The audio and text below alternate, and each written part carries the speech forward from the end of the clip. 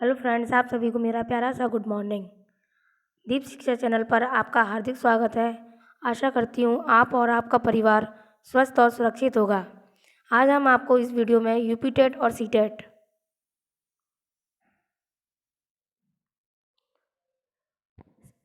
और C TET में आप मनोविज्ञान में 30 में से 30 कैसे ला सकते हैं, इसके बारे में हम आपको कुछ टिप्स देंगे।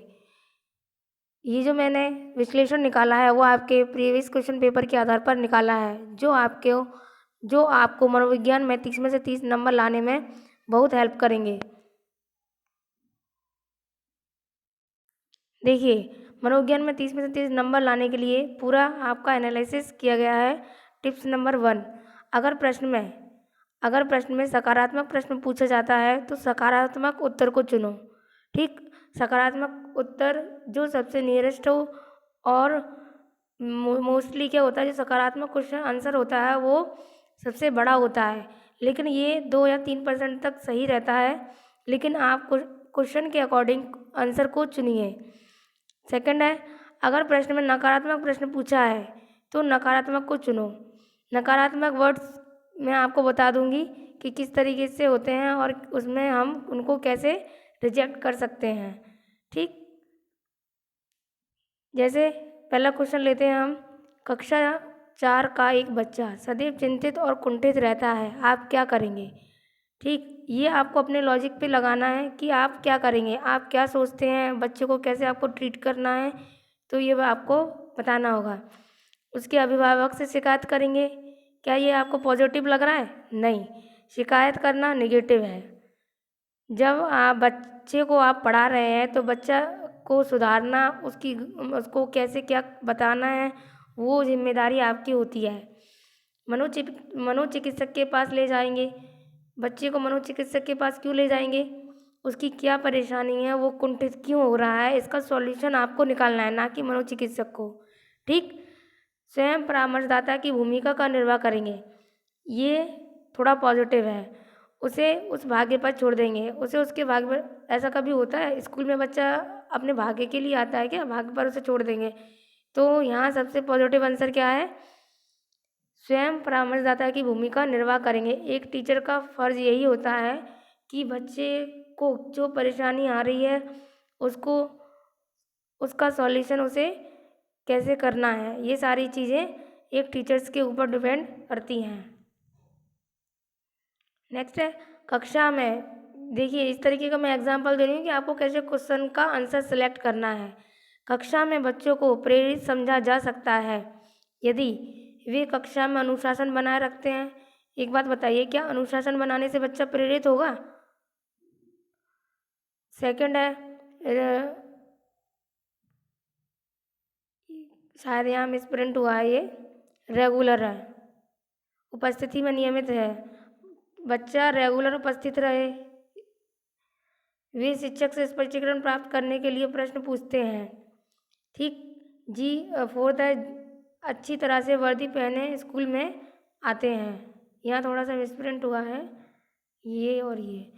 ठीक, तो इसका प्रेरित समझा जा सकता है। बच्चे प्रेरित कब होते हैं? जब वो खुद से अंदर से प्रेरित होते हैं और प्रश्न पूछते हैं। कक्षा में प्रश्न जो बच्चे पूछते हैं वो आंतरिक रूप से प्रेरित समझे जाते हैं। तो इसका आंसर क्या होगा? वे शिक्षक से स्पष्टीकरण प्राप्त करने के लिए प्रश्न पूछते हैं। अगर स्पष्टीकरण मतलब कि अगर किसी बच्चे को किसी चीज़ में डाउट है, ठीक, तो वो उस डाउट को क्लियर करने के लिए टीचर से प्रश्न पूछता है, तो ये आंसर बिल्कुल सही होगा। देखिए, आपके यूपीटेट और सीटेट में सिद्धांत बहुत पूछे जाते हैं। ठीक, तो सिद्धांत अगर आप सिद्धांत कौन कौन से? थॉर्नडाइक का, कोहलर का, पावलोव का, स्किनर का, Vygotsky, पियाजे, Kohlberg, McDougall, Sigmund Freud. अगर आप इतने सिद्धांत कर लेते हैं तो आपका कोई भी सिद्धांत इससे बाहर नहीं जाएगा। क्योंकि आप अगर प्रीवियस क्वेश्चन उठा करके देखेंगे तो थॉर्नडाइक तो इतने इम्पोर्टेंट है, आप इसको MIP कर सकते हैं, मोस्ट इम्पॉर्टेंट। क्योंकि किसी किसी में मतलब मोस्टली 1 से 2 क्वेश्चन तो पूछे ही जाते हैं, और किसी किसी पेपर में तो 2 से 3 भी क्वेश्चन इसके पूछ लिए गए हैं। इसलिए आप थॉर्नडाइक का जो सिद्धांत है उसे बहुत अच्छे से पढ़ लीजिए कि उन्होंने कितने मुख्य नियम हैं, 3 मुख्य नियम है, गौण नियम उनके 5 नियम है। अब इसमें से आपको क्वेश्चन पूछ लेंगे कि थॉर्नडाइक के गौण नियम में शामिल नहीं है, तो आपका एक मुख्य नियम डाल देंगे। अगर ये पूछेंगे कि मुख्य नियम है तो गौण नियम डाल देंगे। इस तरीके से आपको थॉर्नडाइक का मुख्य नियम कितने हैं, 3, वो आपको याद होने चाहिए, और 5 कौन कौन से हैं वो भी आपको अच्छे से याद होने चाहिए। ठीक, कोलर के बारे में पूछते हैं कि ये कौन गैस कहाँ गेस्टाल्टवादी है, कौन है, इस तरीके से इन पे क्वेश्चन करते हैं। इन्होंने किस पे प्रयोग किया था, चिंपांजी पे किया था, इस तरीके के क्वेश्चन पूछ लिए जाते हैं। ठीक, यह इसमें पूछेंगे पावलोव ने किस पे प्रयोग किया था, वो किस अनुबंधन से संबंधित है, तो शास्त्रीय अनुबंधन से संबंधित है। स्किनर ने किस पे किया था, चूहों पर किया था। वाइगोत्स्की किससे संबंधित है, ये सामाजिक से संबंधित है। और सांस्कृतिक,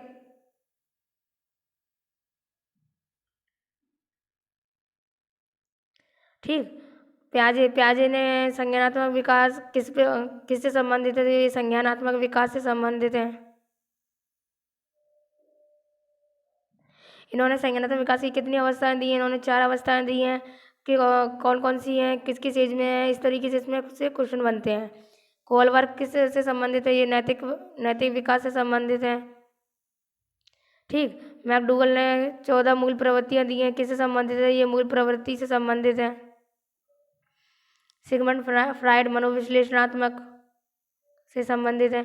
इस तरीके के इन सिद्धांतों से क्वेश्चन पूछ लिए जाते हैं। तो ये सारे सिद्धांत आपके लिए मोस्ट इम्पॉर्टेंट हैं। अगर आप प्रीवियस क्वेश्चन पेपर उठा करके देखेंगे तो सारे सिद्धांत इसी में से आए गए हैं और इससे आपके क्वेश्चंस बाहर नहीं जाएंगे।